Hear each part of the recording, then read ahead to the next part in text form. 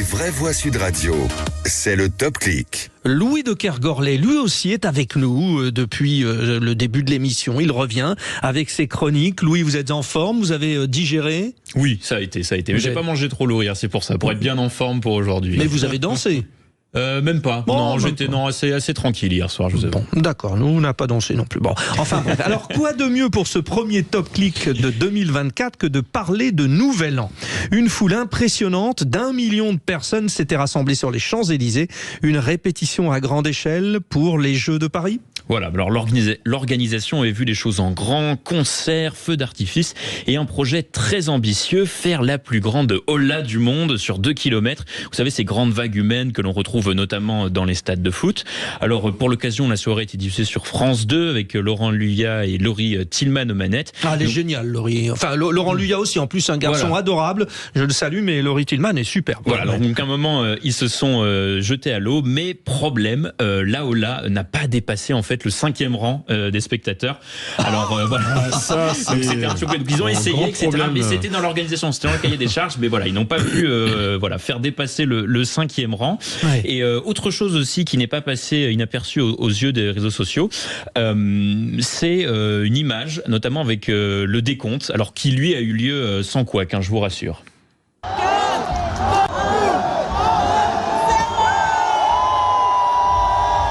Voilà, donc un décompte effectivement qui s'est passé sans. Et là, on entend des sifflets. Là, on entend. Voilà, mais non, là, c'est juste les gens qui sont contents d'être là, pas de. On dirait. Ils sont pas très contents. Voilà, alors ce qui est très impressionnant, c'est qu'en fait les images de cette soirée, c'est en fait une marée de smartphones à perte de vue. On ne voit pas un seul visage. Et voilà, donc c'est une scène qui a pas mal fait réagir. Notamment, beaucoup l'ont comparé à la série Black Mirror que l'on retrouve sur Netflix, une série qui dépeint un futur dystopique. Et voilà, je voulais conclure du coup avec cette réaction d'un tweetos qui m'a amusé. Pour 2024, souhaitons-nous l'essentiel de la batterie. On va réagir là-dessus. Non mais ça c'est vrai. Cette histoire de téléphone portable. Alors bon, je vous raconte pas ma vie, mais un de mes sports c'est le cyclisme. J'ai couvert quelques Tours de France. Les gens ne regardent plus le Tour de France que derrière leur smartphone. Et évidemment, ça crée des accidents. Ça vous énerve, vous, Véronique Langlais? Les gens font tout. On va au concert. En fait, je devrais pour vous parler mettre mon téléphone pour vous filmer. Je suis carrément addict. Seulement, il y a juste un truc qui me dérange, c'est sur la sécurité routière.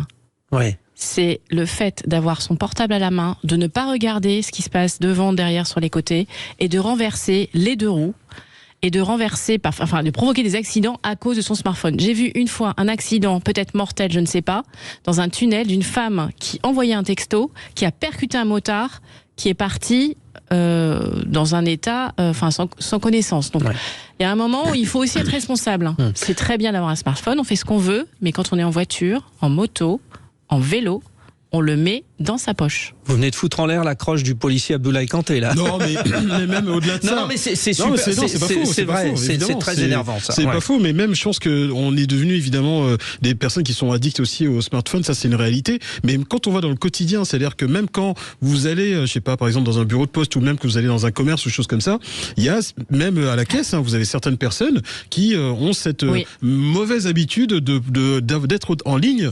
Et pendant ce temps-là, vous avez peut-être la caissière ou la personne qui doit vous servir qui attend que, en gros, soit vous terminez votre conversation ou vous faites. En fait, c'est quelque chose de, je pense même, de mal poli, voire même des questions. Et c'est vrai que je dis pas que je m'inclus dedans, mais c'est vrai que c'est sûr et certain que on a toujours ce fâcheux réflexe d'avoir son smartphone comme ça à la main et de filmer. Alors de parler de filmer. Parce que là, je vous attends aussi. Vous êtes policier, il n'y a pas une intervention, vous n'êtes pas filmé par 15 personnes en même temps. Il y a eu évidemment des débats, des polémiques évidemment sur la loi sécurité globale, etc., où on pensait qu'on n'avait pas le droit de filmer un policier lors de son intervention. Bien évidemment, on peut filmer les policiers lors de l'intervention, mais on demande juste d'être à une distance, on va dire, juste une distance de sécurité. C'est-à-dire que vous vous rendez compte que maintenant, la première chose qu'on va faire, que quand par exemple des policiers vont intervenir ou interpeller un individu récalcitrant, la première chose qu'on va faire, c'est que tout de suite, on va se rapprocher et comment dire, et balancer ces images-là tout de suite sur les réseaux sociaux.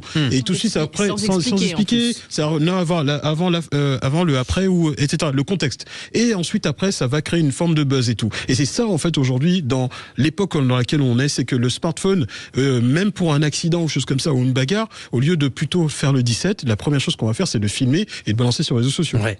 Et c'est ça, par contre, c'est inacceptable. Ce qui est terrible, Jean-Marc Governatori, vous qui êtes un homme de scène, c'est que les gens vont au concert et au lieu d'applaudir, ils filment avec leur portable. Moi, ça me met hors de moi, vous, non? Je sais pas. Les écologistes centristes que j'ai l'honneur de représenter aujourd'hui en France préfèrent une société à prédominance végétale plutôt que digitale. Et force est de constater que nous avons construit pour l'instant une société digitale. Et que la batterie du portable... Ça, c'est machinal. Chez vous, c'est... Ouais. Et la batterie de la voiture électrique sont deux problèmes environnementaux colossaux et deux problèmes géopolitiques, puisque l'approvisionnement pour les construire des batteries des téléphones portables, les batteries de voitures électriques, il faut du manganèse, il faut du cobalt, il faut du nickel, il faut du lithium, il faut des métaux rares que nous n'avons pas chez nous. Et par conséquent, il est capital que de réutiliser son portable, de les reconditionner. Et il faudrait qu'on parvienne à avoir une société dans laquelle on n'achète plus de portables neufs, qu'il n'y a plus d'obsolescence programmée et que vraiment on fonctionne que sur le même portable. Et c'est possible.